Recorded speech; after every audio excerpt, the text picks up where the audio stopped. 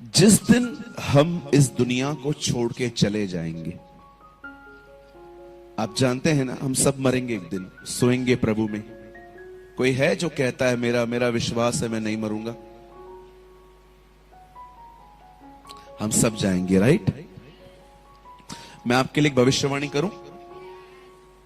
ये भविष्यवाणी पूरी होती है, ये उनमें नहीं है कि हुआ तो हुआ, नहीं हुआ तो नहीं हुआ। एक भविष्यवाणी करूं, एक दिन हम सब मर के 6 फीट के खड्डे में जाएंगे।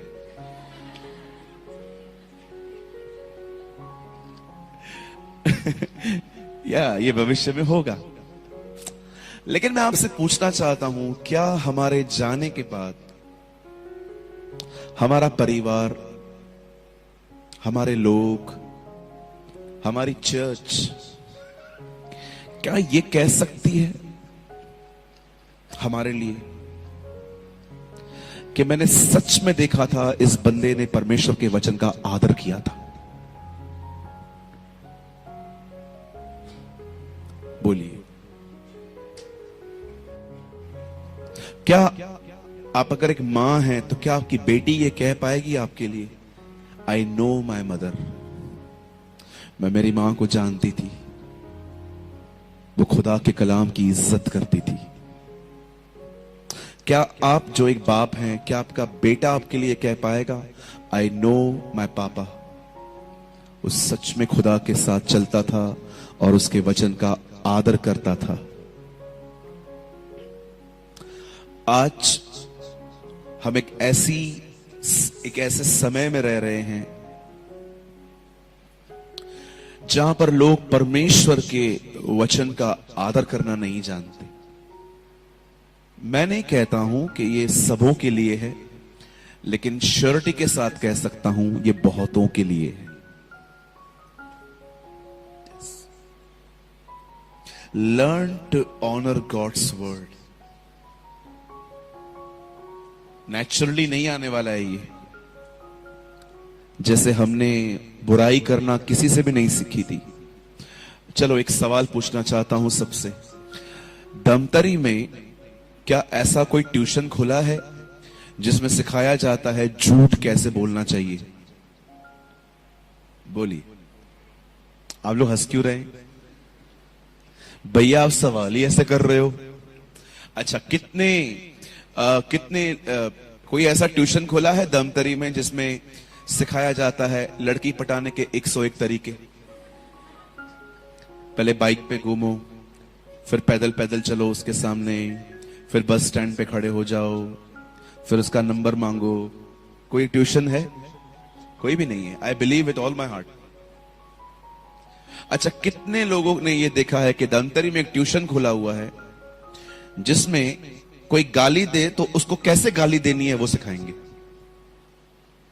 कुछ भी नहीं सीखा जाता है, ये ऑल केम फ्रॉम नेचुरल, स्वाभाविक तौर पे आता है ये। किसी ने भी आपको मारा, आप लड़ाई, आप कैसे उसको मारना है नहीं सीख के आए, आप 2-4 बजा के घर आ गए। ये कहां से आया? ये स्वाभाविक है। लेकिन परमेश्वर का आदर स्वाभाविक तौर पे कभी नहीं आएगा।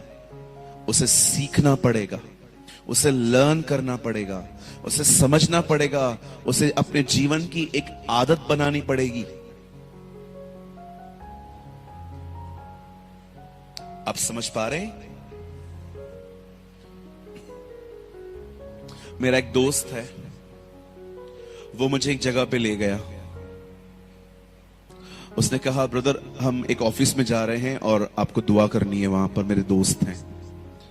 और यू नो कच्चा पक्का बिलीवर होता है जो सिर्फ 25 दिसंबर को ही दिखते हैं लोग चर्च में, ऐसे तरीके का व्यक्ति था। सो मैं वहां पर चला गया दुआ करने के लिए, और जैसे ही मैं चला गया उन्होंने मुझे हाथ मिलाया, चाय पिलाई, कॉफी भी रखी थी वहां पर, मैंने चाय ली। और उसके बाद मैंने अपने दोस्त को इशारा किया कि हम जल्दी दुआ करके निकलें।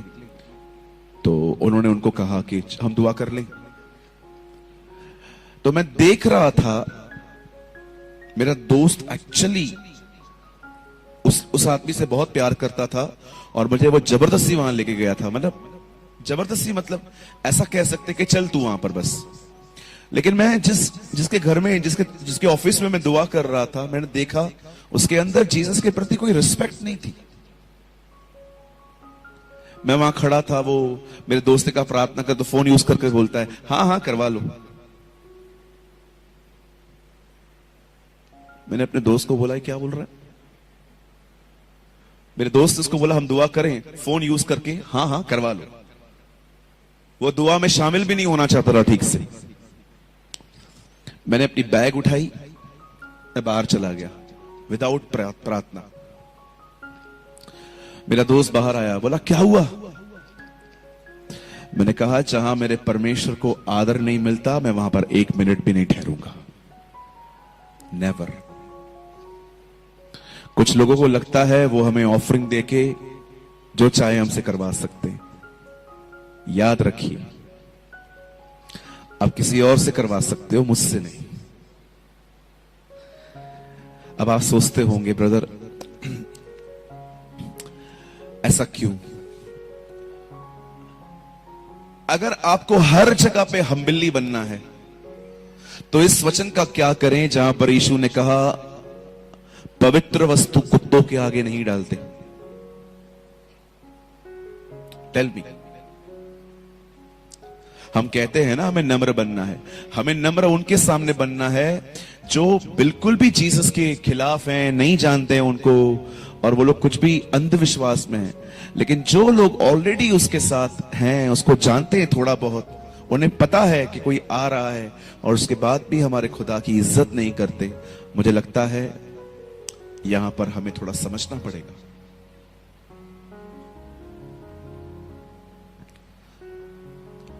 अगर आज हम आदर नहीं करेंगे ना खुदा के कलाम का, कल कोई नहीं करेगा।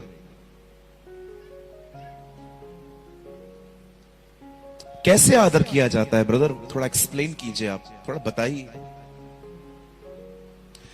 बाइबल बताती है एक समय ऐसा आया कि यीशु के सामने एक सूबेदार आया। कई सूबेदार, हम इसे इंग्लिश में कहते हैं सेंचुरियन।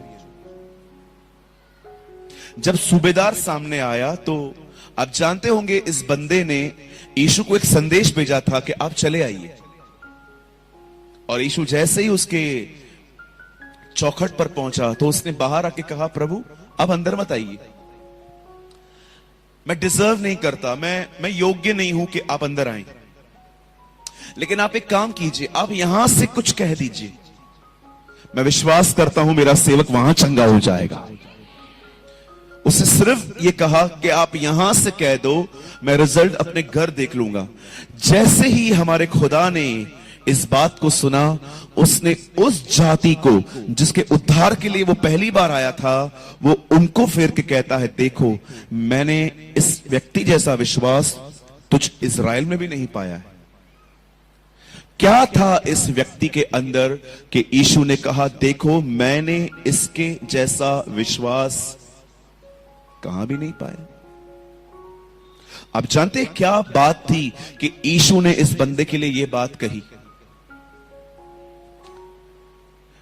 आप वहां पर पढ़िए, वहां लिखा है, वो उसे कहता है मैं जानता हूं तू जो कहेगा वो होगा, मैं भी पराधीन हूं, एक से कहता हूं आ तो वो आता है, जा। आप जानते हैं इस आदमी ने एक अमेजिंग बात यीशु में जान ली थी।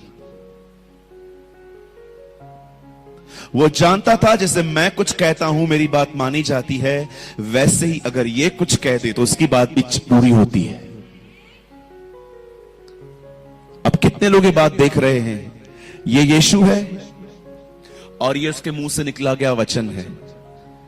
याद रखिए, बहुत लोग यीशु का आदर करते हैं पर यीशु की कही हुई बात का आदर नहीं करते। इस बंदे को देखिए, इसने यीशु से ही, यीशु के जितना ही उसकी कही हुई बात का आदर किया। तू कह दे, उसने विश्वास किया, उसकी रिस्पेक्ट की। आज बहुत लोग हैं वो यीशु का आदर करते हैं, पर क्या आप उसके वचन का आदर करते हैं? उसने क्या कहा? तू कह दे, तू भले मत चल, मैं जानता हूं तेरा वचन तू ही है।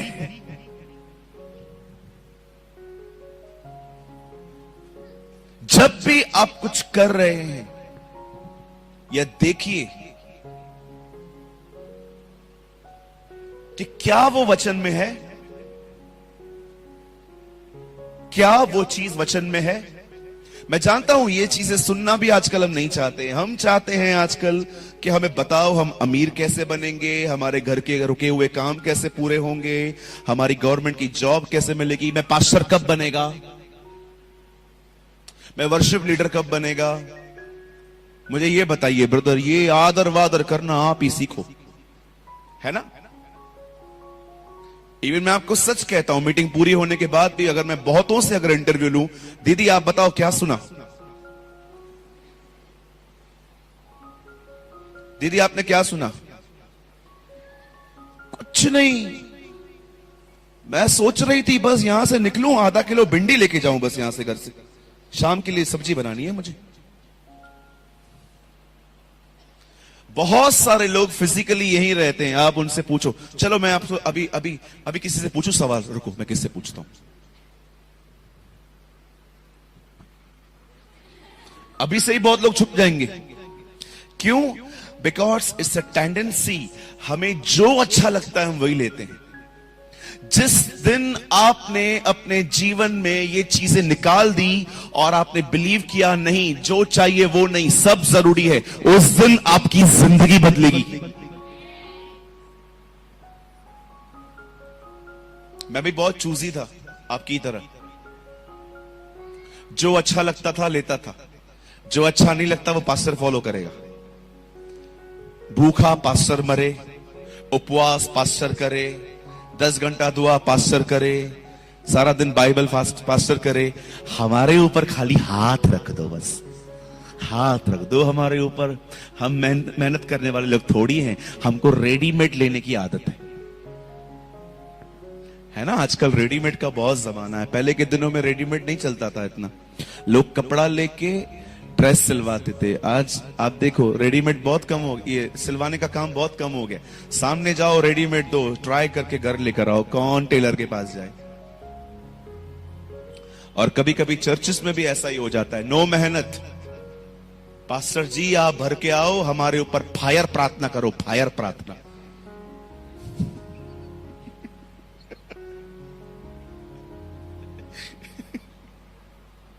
हमारे चर्च पे एक बहन आई, उसने बोला मेरे लिए फायर प्रार्थना कर दो, फायर प्रार्थना। मैंने कहा दीदी ये नया आया है क्या, कौन सा बाइबल है आपका? नहीं ब्रदर, फायर फायर फायर प्रार्थना चाहिए। मैं खुद को देख रहा था, मैंने कहा प्रभु मैं खुद ही बुझा हुआ हूं, इसको फायर कहां से दूं यार। फायर प्रार्थना करो मेरे ऊपर। आई नो एलिया ने आग मंगाई थी ऊपर से, मैं इसको कैंसिल नहीं कर रहा हूं, लेकिन मेरे कहने का जो एंगल है ना, जो कॉन्टेक्स्ट है, मैं वो कह रहा हूं, सब रेडीमेड चाहिए ना, अपने को मेहनत नहीं करनी है ना। हाँ जी, कहिए अपने बाजू वाले को, हमें खुदा के कलाम का आदर करना है। यस। सोचो आपकी छोटी बेटी अगर आपको हर दिन सुबह उठ के देखे कि मम्मा किचन में जाने से पहले आधा घंटा बाइबल पढ़ती है, आप सोचो आने वाले दिनों में वो भी बाइबल पढ़ेगी। आमीन। लेकिन अगर वो देखे कि मां सुबह सुबह ही फोन पे बैठी हुई है, आगे चल के वो भी वैसे ही करेगी। सोचो अगर आपका बेटा आपको देखे कि डैडी इससे पहले कि ऑफिस जाए, काम पे जाए, लेकिन उससे पहले वो हर दिन वचन पढ़ता है, दानियल की तरह घुटनों पे आके दुआ करता है, मैं आपको सच कहता हूं एक दिन आपका बेटा भी आपकी तरह ही बनेगा।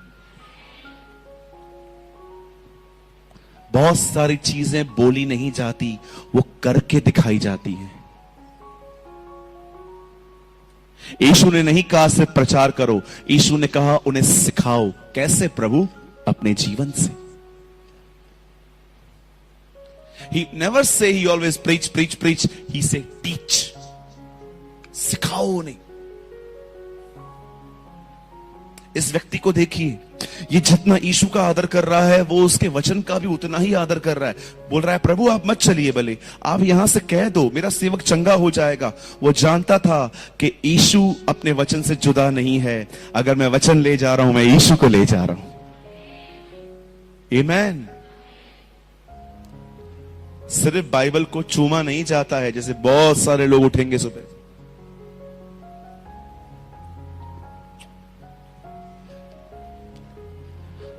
मैं घर में गया, थोड़ी देर मुझे लेटना था,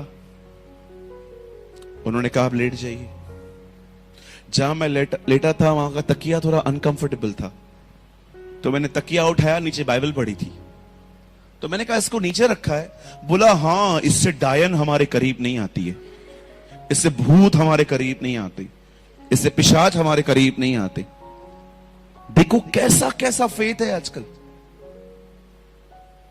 कुछ लोग चूमते हैं, कुछ लोग तकिए के नीचे रखते हैं, कुछ लोग। एक बार मैं घर में गया, एकदम ऊपर पड़ी हुई थी बाइबल कबाड़ के ऊपर।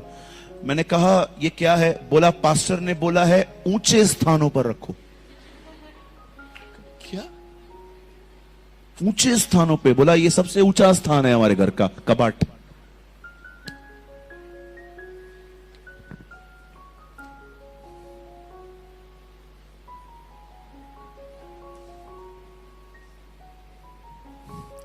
सोचो हमें क्या क्या बर्दाश्त करना पड़ता है। कहीं ये बाइबल ऊपर रखने के लिए नहीं मिला है, चूमने के लिए नहीं मिला है। बोलो तकिए के नीचे रखने के लिए भी नहीं मिला है।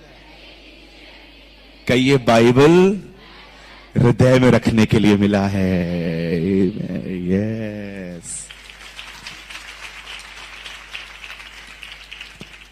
आजकल आप बहुत लोग देखते होंगे गीतों के द्वारा प्रभु से प्रेम करते रहते, सिर्फ हमेशा worship love, no word of God. जैसे ही आप गीत गाएंगे ये प्रेम करते, वचन से कोई प्यार नहीं है।